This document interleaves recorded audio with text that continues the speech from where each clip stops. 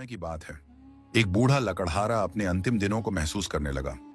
उसने सोचा कि अपने बेटे को जीवन की कुछ जरूरी सीख देनी चाहिए ताकि वह आगे की जिंदगी सही तरीके से गुजार सके। एक दिन उसने अपने बेटे को पास बुलाया और कहा, बेटा, जंगल के किनारे पर एक देवदार का पेड़ है जिसे मैंने कभी नहीं छेड़ा। अब जब मैं तुम्हें छोड़कर जा रहा हूं तो मेरी एक बात ध्यान रखना, उस देवदार के पेड़ को कभी मत काटना। जंगल में किसी भी पेड़ को काट सकते हो, लेकिन उसे हाथ मत लगाना। इतना कहकर लकड़हारा संसार से विदा हो गया। कई महीने बीत गए। एक दिन लकड़हारे का बेटा जंगल में लकड़ी काटने गया। वहां उसने उस देवदार के पेड़ को गौर से देखा और सोचा, इसमें तो कोई खास बात नजर नहीं आती। आखिर इसे न काटने की मनाही क्यों थी? क्यों ना इसे काट ही लिया जाए। यह सोचकर उसने कुल्हाड़ी उठाई और जैसे ही पेड़ के तने पर वार किया, कुछ अजीब हुआ। पेड़ धीरे धीरे अपनी जगह से हटने लगा। लकड़हारा हैरान रह गया। उसने एक कदम आगे बढ़ाया तो पेड़ और दूर खिसक गया। अब जिद में आकर लकड़हारे ने पेड़ की तरफ दौड़ लगा दी, लेकिन यह क्या, वह भी उससे तेज भागने लगा। लकड़हारा काफी देर तक उसका पीछा करता रहा, लेकिन जब थक गया तो वहीं लौट आया जहां से चला था। अब अंधेरा होने लगा था तो उसने रात जंगल में ही बिताने का फैसला किया। उसने अपने गधे को एक पेड़ से बांधा और खुद एक मोटी शाख पर चढ़कर बैठ गया। सुबह हुई तो लकड़हारा नीचे उतरा, लेकिन यह देखकर उसके पैरों तले जमीन खिसक गई। जहां उसने रात को गधे को बांधा था, वहां सिर्फ हड्डियों का ढेर पड़ा था। कुछ ही कदमों की दूरी पर वही देवदार का पेड़ खड़ा था। लकड़हारे ने कुल्हाड़ी कंधे पर रखी और गहरी सांस लेते हुए कहा, अब चाहे जो हो जाए, मैं इसे पैदल ही पकड़ कर रहूंगा। इसके बाद वह फिर से उस भागते हुए देवदार के पेड़ के पीछे दौड़ने लगा। वे दोनों पहाड़ों, घाटियों और मैदानों से गुजरते रहे। धीरे धीरे शाम होने लगी, अंधेरा घिरने लगा। लकड़हारे ने इस रात भी एक पेड़ की ऊंची शाख पर बसर की और सुबह होते ही फिर से देवदार के पीछे भागने लगा। तीसरे दिन लकड़हारे के साथ एक और अजीब घटना घटी, जिससे वह देवदार के पेड़ को बिल्कुल भूल गया। अचानक उसके सामने एक विशाल नाग और एक मस्त हाथी आ गए। दोनों आपस में भीषण युद्ध कर रहे थे। नाग धीरे धीरे हाथी को निगलने की कोशिश कर रहा था, लेकिन हाथी के लंबे मजबूत दांत उसकी राह में रुकावट बन रहे थे। हाथी नाग के हलक में फंस चुका था और खुद को बचाने के लिए जोर लगा रहा था। लकड़हारा यह सब देखकर स्तब्ध रह गया। उसे अपनी आंखों पर यकीन ही नहीं हुआ। यह क्या हो रहा था? उसका दिमाग सुन्न पड़ गया। तभी हाथी ने लकड़हारे की ओर देखा और मदद के लिए चिल्लाया, कृपा करके मेरी सहायता करो, इस नाग को मार दो। मैं जीवन भर तुम्हारा आभारी रहूंगा। बस मेरे ये दांत काट दो ताकि मैं इस नाग के चंगुल से छूट सकूं। उधर नाग भी लकड़हारे से विनती करने लगा, अगर तुम मेरी मदद करोगे तो मैं तुम्हें अपार धन संपत्ति दूंगा। लकड़हारा एक पल को सोच में पड़ गया, लेकिन फिर बिना ज्यादा विचार किए उसने कुल्हाड़ी उठाई और हाथी के दांतों पर जोर से वार किया। हाथी के दोनों दांत टूटकर दूर जा गिरे और उसी क्षण नाग ने उसे पूरी तरह निगल लिया। अब नाग ने बड़े इत्मीनान से लकड़हारे की ओर देखा और कहा, मैं तुम्हें इस मदद के बदले महान इनाम दूंगा। इसके बाद नाग और लकड़हारा साथ साथ सफर करने लगे। वे बातें करते हुए आगे बढ़ते गए। कुछ देर बाद रास्ते में एक झील आई। नाग ने लकड़हारे से कहा, तुम यहीं मेरा इंतजार करो, मैं जरा इस झील में स्नान कर ताजगी पालूं। अगर इस दौरान कुछ अजीब हो तो डरना मत। इतना कहकर नाग पानी में उतर गया। जैसे ही नाग झील में गया, तेज आंधियां चलने लगी। अंधकार से भरी हवाएं भयावह तरीके से गूंजने लगी। आसमान में बिजली इस कदर चमक रही थी कि मानो वह फट जाएगा। काले काले बादल आपस में टकराकर भयंकर गर्जना कर रहे थे।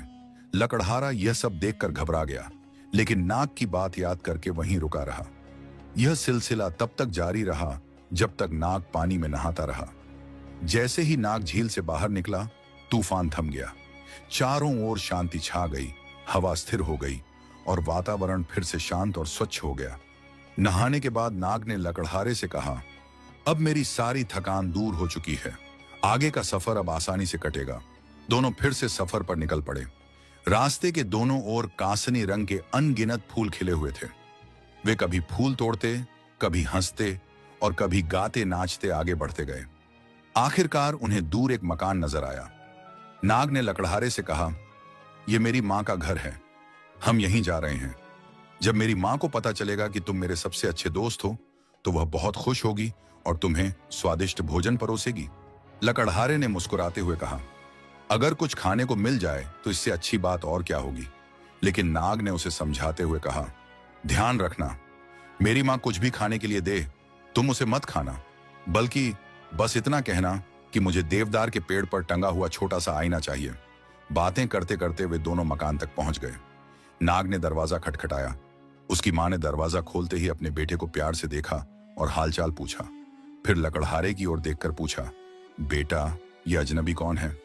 नाग ने गर्व से जवाब दिया, मां, यह मेरा सबसे अच्छा दोस्त है, इसने मेरी जान बचाई है। मां ने प्रसन्न होकर कहा, तो बेटे, इसे अंदर ले आओ, हम इसे दूध और अच्छे भोजन से खातिरदारी करेंगे। लकड़हारा घर के अंदर तो चला गया, लेकिन उसने भोजन खाने से मना कर दिया। उसने बहाना बनाया कि उसे भूख नहीं है, वरना वह अवश्य खाता। मां को यह बात अच्छी नहीं लगी। उन्होंने कहा, बेटा, तुम मेरे बेटे के मित्र हो, मैं तुम्हें बिना कुछ खिलाए पिलाए कैसे जाने दूं? यह तो मेरे लिए बहुत बुरी बात होगी। फिर उन्होंने सोचा और कहा, अच्छा, अगर तुम खाने से इनकार कर रहे हो तो कम से कम एक तोहफा ही ले जाओ। लकड़हारा थोड़ा झिझकते हुए बोला, आपके पास एक चीज है, अगर मुझे वह मिल जाए तो मेरा सफर आसान हो जाएगा। नाग की मां ने पूछा, बोलो बेटा, तुम्हें क्या चाहिए? मैं तुरंत दे दूंगी। लकड़हारे ने जल्दी से कहा, वह जो सामने देवदार के पेड़ पर लटका हुआ आईना है, बस वही दे दीजिए। मां ने आश्चर्य से कहा, बड़ी मामूली सी चीज मांग रहे हो, बड़ी अजीब ख्वाहिश है तुम्हारी। लकड़हारे ने मुस्कुराकर जवाब दिया, मुझे बस यही चाहिए, यही मेरे सफर में काम आएगा। नाग की मां ने ज्यादा कुछ नहीं कहा और पेड़ से वह आईना उतारकर लकड़हारे को दे दिया। इसके बाद लकड़हारा नाग और उसकी मां से विदा लेकर एक बार फिर अपने सफर पर निकल पड़ा। चलते चलते लकड़हारे के मन में एक ख्याल आया, नाग ने मुझे यह आईना क्यों दिलवाया? इसमें जरूर कोई राज छिपा होगा। यह सोचकर उसने अपनी जेब से आईना निकाला। पहले उसने इसकी पिछली तरफ गौर से देखा, फिर इसे सीधा किया और उसमें झांक कर अपनी शक्ल देखने लगा। लेकिन जैसे ही उसने आईने में देखा, उसे अपनी तस्वीर की जगह एक देव नजर आया। वह देव बड़े अदब से झुका और बोला, क्या हुक्म है मेरे शहजादे? लकड़हारे के तो होश उड़ गए। वह कुछ देर तक स्तब्ध खड़ा रहा। उसकी जुबान से कोई शब्द नहीं निकल पा रहा था। फिर धीरे धीरे उसे समझ आया कि यह देव उसी से हुक्म लेने के लिए कह रहा है। उसी वक्त लकड़हारे को बेहद भूख लगी हुई थी। उसने तुरंत कहा, मुझे भूख लगी है, मुझे कुछ खाने को चाहिए। जैसे ही उसने यह कहा, उसके सामने एक शानदार दस्तरखान बिछ गया, जिस पर तरह तरह के लजीज पकवान सजे हुए थे। वह देव अचानक गायब हो गया। लकड़हारे ने जब पहला निवाला छक्का तो वह खाने का स्वाद लेकर हैरान रह गया। ऐसा लाजवाब खाना उसने अपनी जिंदगी में पहले कभी नहीं खाया था। वह मन ही मन सोचने लगा, तो इसका मतलब यह हुआ कि यह कोई जादुई आईना है। अब उसने फिर से अपनी जेब से आईना निकाला और उसमें झांका। देव फिर से प्रकट हुआ और बोला, क्या हुक्म है मेरे शहजादे? लकड़हारे को अब समझ नहीं आ रहा था कि वह क्या मांगे, लेकिन तभी उसके दिमाग में एक और ख्याल आया, अगर मेरी खातिरदारी शहजादे की तरह हो रही है तो शहजादे के लिए एक महल भी तो होना चाहिए। उसने बुलंद आवाज में कहा, मेरा महल कहाँ है? पलक झपकते ही लकड़हारा खुद को एक शानदार महल के मुख्य दरवाजे पर खड़ा हुआ पाया। वह बादशाहों की तरह चलता हुआ अंदर दाखिल हुआ। महल की भव्यता देख वह दंग रह गया। बड़े बड़े कमरों में बेशकीमती कालीन बिछे हुए थे। दरवाजों पर भारी रेशमी पर्दे लटक रहे थे। चारों ओर सोने चांदी की नक्काशी की गई थी। लकड़हारा आईने की इस करामात को देखकर हक्का बक्का रह गया। लकड़हारा अपने आलीशान महल में बैठा सोचने लगा, अगर मेरी बीवी भी होती तो यह महल और भी खूबसूरत लगने लगता, और अगर वह खुद बादशाह की बेटी हो तो क्या कहने। मन में यह विचार आते ही उसने झट से जेब से आईना निकाला और उसमें झांका। आईने में देव प्रकट हुआ। सिर झुकाकर बोला, क्या हुक्म है मेरे आका? लकड़हारे ने अधिकार भरी आवाज में कहा, बादशाह की शहजादी को मेरे सामने हाजिर करो। अगले ही पल शहजादी उसके सामने बैठी थी। लकड़हारा उसे देखकर फूला न समाया। उसने उसी दिन शहजादी से विवाह कर लिया। शहजादी के अचानक लापता हो जाने से पूरे शाही महल में अफरा तफरी मच गई। सिपाहियों ने हर जगह खोजबीन की, महल का कोना कोना छान मारा, लेकिन शहजादी का कहीं कोई सुराग नहीं मिला। बादशाह गुस्से और बेचैनी से तिलमिला उठा। उसने पूरे राज्य में ढिंढोरा पिटवाया, जो कोई भी मेरी बेटी को ढूंढ निकालेगा उसे मुंह मांगा इनाम दिया जाएगा। लेकिन वक्त बीतता गया, शहजादी का कोई पता न चला। एक दिन एक बूढ़ी औरत राजमहल पहुंची। उसने पहरेदारों से कहा, मुझे बादशाह से बात करनी है। बूढ़ी को दरबार में पेश किया गया। बादशाह ने गंभीर स्वर में पूछा, क्या तुम मेरी बेटी के बारे में कुछ जानती हो? बूढ़ी ने गहरी सांस ली, फिर रहस्यमयी लहजे में बोली, आली जहां, आपकी शहजादी आपकी सल्तनत में नहीं है। वह किसी ऐसे स्थान पर है जो 7 समंदर पार हो सकता है, या फिर ऐसी जगह जहां इंसान का पहुंचना मुमकिन नहीं। बादशाह चौंका। उसने पूछा, तो तुम्हारी क्या राय है? बूढ़ी औरत ने जवाब दिया, आप एक मजबूत लकड़ी का संदूक बनवाइए, उसके ऊपर लोहे की चादर मड़वाइए। यह संदूक इतना बड़ा हो कि मैं आराम से उसमें बैठ और लेट सकूं। मेरे साथ 9 दिन की रसद भी रख दी जाए। जब मैं उसमें बैठ जाऊं तो आप उसका ढक्कन मजबूती से बंद करवाकर खुले समंदर में फेंक दें। बादशाह को जहां भी थोड़ी सी भी उम्मीद नजर आती, वह तुरंत उसे आजमाने के लिए तैयार हो जाता। उसने बिना देर किए संदूक तैयार करवाने का हुक्म दिया। फिर बुढ़िया को उसमें बैठाकर 9 दिन का राशन रखवा दिया। जब सब कुछ तैयार हो गया तो संदूक का ढक्कन मजबूती से बंद करके उसे समंदर में फेंकवा दिया। तेज लहरों ने संदूक को गहरे पानी में बहा दिया। दिन रात वह लहरों पर डोलता रहा, कभी इधर तो कभी उधर। कई दिनों तक यूं ही चलता रहा, जब तक कि एक सुबह किनारे पर मछुआरों की नजर उस पर नहीं पड़ी। यह वही देश था जहां लकड़हारे का महल खड़ा था। मछुआरों को संदूक देखकर जिज्ञासा हुई। उन्होंने रस्सियों की मदद से उसे किनारे तक खींचा। हर कोई जानना चाहता था कि इसके भीतर क्या है।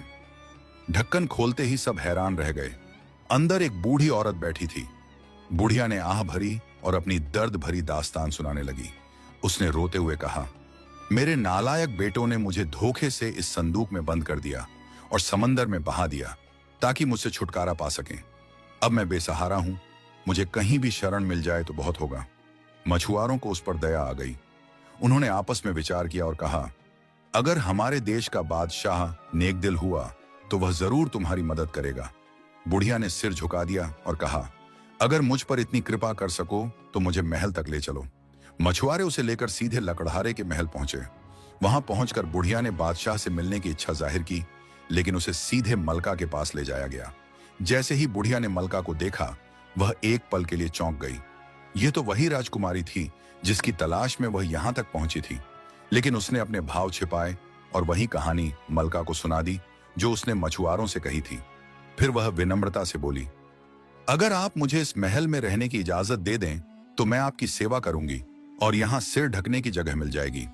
मलका ने अपने शौहर से मशवरा किया और जब वह राजी हो गया तो बुढ़िया को महल में रहने की इजाजत मिल गई। बुढ़िया महल में आराम से रहने लगी। 1 महीना गुजर गया, लेकिन उसे कोई भी काम करने की जरूरत नहीं पड़ी। महल में हर चीज खुद ब खुद होती रहती थी। हर कोना चमकता रहता, फर्श हमेशा साफ सुथरा नजर आता। जब खाने का वक्त आता तो लजीज और बेहतरीन पकवान अपने आप हाजिर हो जाते। बर्तन धोने की जरूरत ही नहीं पड़ती, सब कुछ जैसे जादू से हो जाता। लकड़हारा जब महल में नहीं होता तो बुढ़िया मलका के साथ बैठकर घंटों बातें करती। वह बड़ी चालाकी से मलका से अलग अलग सवाल पूछती। महल के काम कौन करता है, खाना कौन पकाता है, बर्तन कौन धोता है।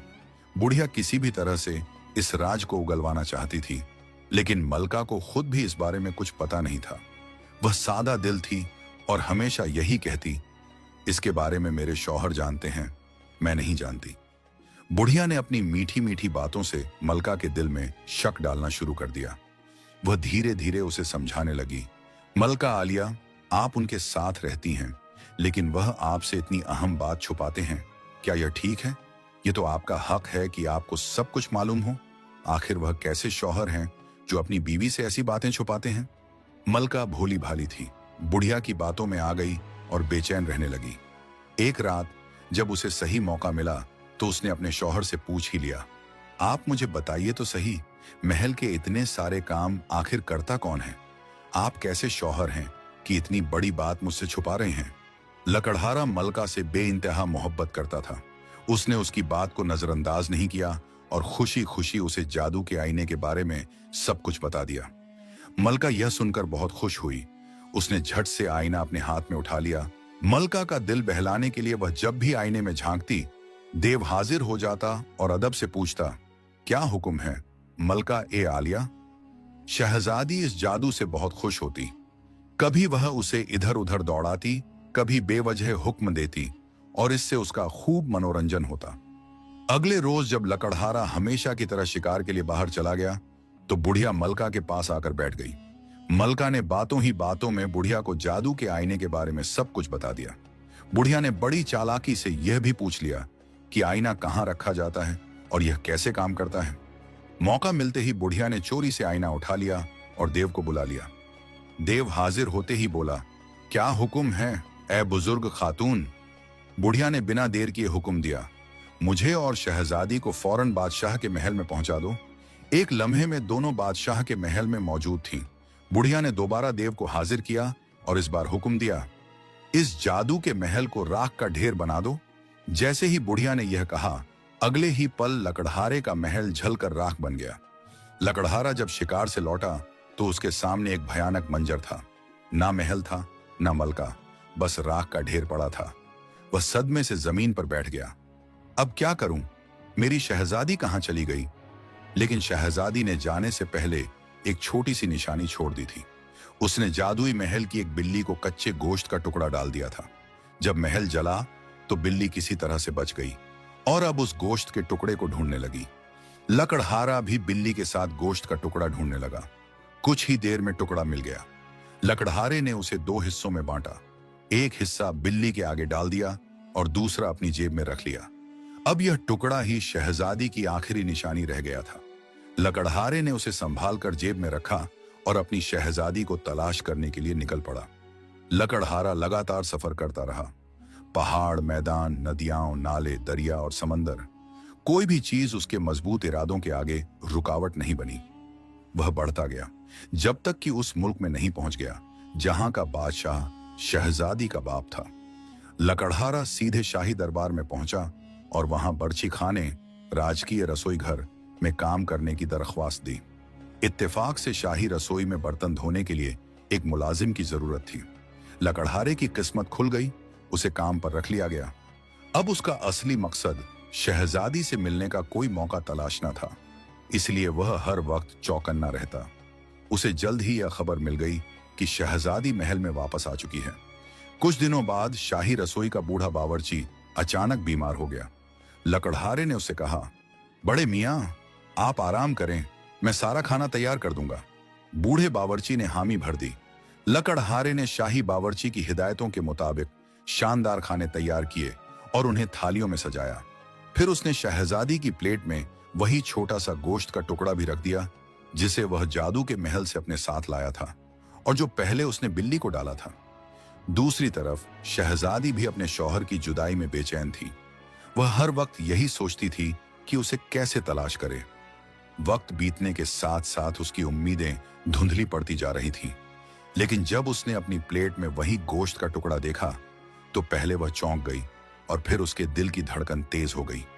एक पल में उसे एहसास हो गया कि उसका शौहर महल में ही मौजूद है। अब उससे मिलना मुश्किल नहीं रहा। शहजादी ने तुरंत बावर्ची को बुलाया, खाने की खूब तारीफ की और फिर पूछने लगी, क्या रसोई में कोई नया मुलाजिम रखा गया है? क्योंकि अब खाना पहले से कहीं ज्यादा बेहतर और स्वादिष्ट हो गया है। बावर्ची ने हाथ जोड़कर अर्ज किया, शहजादी साहिबा, मैं बूढ़ा और बीमार हूं। आज मुझसे काम नहीं हुआ, इसलिए मैंने अपने मददगार नौजवान से खाना पकवाया। यह नौजवान कुछ ही रोज पहले मुलाजमत पर रखा गया है। अच्छा लड़का है बेचारा। शहजादी ने कहा, बड़े मियां, आप आराम करें, आपकी तबीयत ठीक नहीं लग रही। मेरी चाय वही नौजवान लेकर आएगा। जब मियां बीवी इतने लंबे अरसे की जुदाई के बाद मिले तो उनकी खुशी का ठिकाना न रहा। दोनों ने एक दूसरे को अपने अपने हालात सुनाए।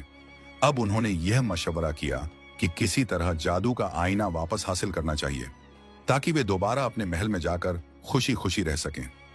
मगर मुश्किल यह थी कि जादू का आईना अब भी बूढ़ी औरत के पास था और वह हर वक्त शहजादी के साथ ही रहती थी। बुढ़िया चालाक थी। जब उसने देखा कि वही नौजवान रोज शहजादी के लिए खाना और चाय लेकर आता है तो वह समझ गई कि यह वही लकड़हारा है। उसने फौरन देव को बुलाया और हुक्म दिया, लकड़हारे को वापस उसी जले हुए महल में पहुंचा दो। एक ही लम्हे में लकड़हारा फिर से राख के ढेर पर बैठा था। अब न कोई महल था, न शहजादी, बस वह था और उसकी बिल्ली, जो अब उसके अकेलेपन की साथी थी। अब बिल्ली की कहानी सुनिए। जब लकड़हारा महल से चला गया और महल जलकर राख हो गया, तो बिल्ली भूख से बेहाल हो गई। मजबूरन उसने चूहे पकड़ पकड़ कर खाने शुरू कर दिए। जब लकड़हारा वापस आया तो हालात पहले से भी बदतर हो चुके थे। अब तक बिल्ली उसकी सल्तनत के सारे चूहों को खा चुकी थी। इधर चूहों के बादशाह को जब यह खबर मिली कि इंसानों का बादशाह लकड़हारा अपनी सल्तनत में वापस लौट आया है, तो उसने सोचा कि इंसाफ के लिए इंसानों के बादशाह के पास जाना चाहिए। चूहों का बादशाह अपने साथियों को लेकर लकड़हारे के पास पहुंचा और गिड़गिड़ाते हुए बोला, हुजूर, रहम कीजिए, आपकी बिल्ली हमारे चूहों को मारकर खा रही है। अगर यह सिलसिला यूं ही चलता रहा तो हम सब खत्म हो जाएंगे। लकड़हारे ने अपनी बिल्ली की ओर देखा और फिर चूहे से कहा, मैं तुम्हारी समस्या हल कर सकता हूं, लेकिन मेरी तकलीफ का क्या? मेरी परेशानी कौन दूर करेगा? चूहा फौरन बोला, मुझे बताइए, आपका क्या दुख है? शायद मैं आपकी कुछ मदद कर सकूं। लकड़हारे ने उसे अपने जीवन की पूरी कहानी सुना दी। कैसे उसकी शहजादी उससे बिछड़ गई, कैसे उसका महल जलकर राख हो गया, और कैसे एक चालाक बूढ़ी औरत ने जादू का आईना हथिया लिया था।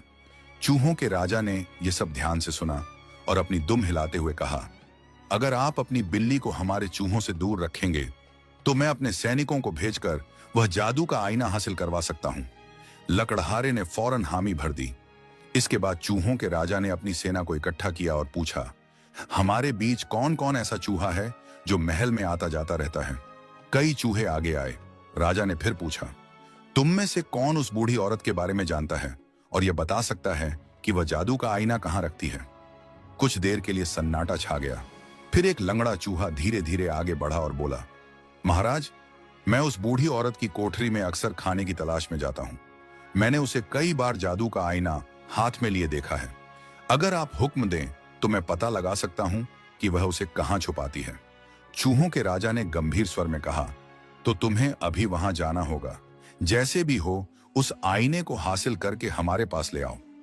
लंगड़े चूहे ने राजा के पैरों को छूकर सलाम किया और बोला, महाराज, आपका हुक्म सिर आंखों पर, लेकिन कृपया मेरे साथ कुछ और चूहे भेज दें ताकि मुश्किल वक्त में वे मेरी मदद कर सकें।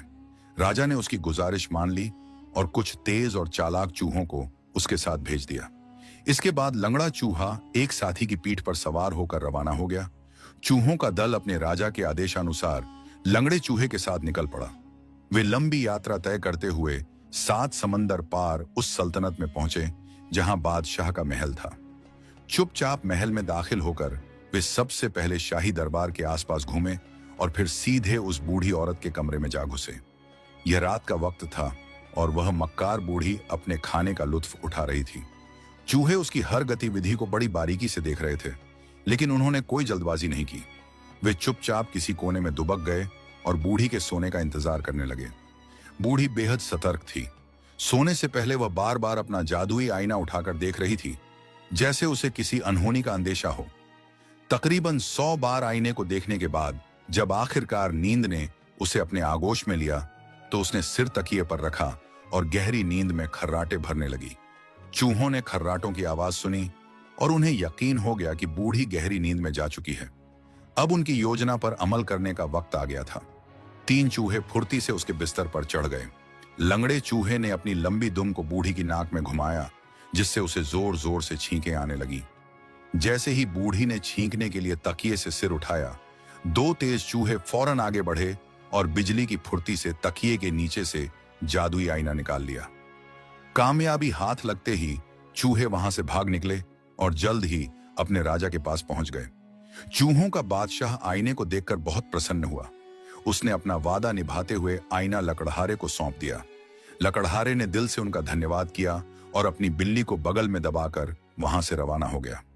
कुछ दूर जाकर उसने जादुई आईना निकाला और उसमें देवता को तलब किया। जैसे ही देव प्रकट हुआ, उसने सिर झुकाकर कहा, क्या आदेश है मेरे स्वामी? लकड़हारे ने गर्व से कहा, मेरे लिए शानदार पोशाक लाओ, एक शानदार घोड़ा और एक शक्तिशाली सेना तैयार करो। कुछ ही देर में लकड़हारा एक शाही पोशाक में सुसज्जित होकर एक शानदार घोड़े पर सवार अपनी विशाल सेना के साथ बादशाह के महल की ओर रवाना हुआ। उसके राजसी ठाठ बाट और शक्तिशाली सेना की खबर जब बादशाह तक पहुंची तो वह बेहद प्रभावित हुआ और अपनी बेटी का विवाह उसके साथ करने के लिए सहर्ष राजी हो गया। फिर धूमधाम से लकड़हारे और राजकुमारी का विवाह संपन्न हुआ। पूरे महल को रोशनी से जगमग कर दिया गया। चारों ओर खुशी का माहौल था। हजारों मेहमानों के लिए शानदार दावत का आयोजन किया गया, जिसमें तरह तरह के पकवान परोसे गए। पूरे राज्य में आनंदोत्सव मनाया गया। अब उस चालाक बूढ़ी का हाल सुनिए। लकड़हारे ने फिर से देवता को तलब किया और फरमान दिया, इस मक्कार बूढ़ी को इसकी करतूतों की कड़ी सजा मिलनी चाहिए।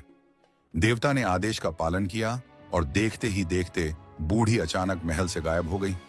इसके बाद किसी ने उसे कभी दोबारा महल में नहीं देखा।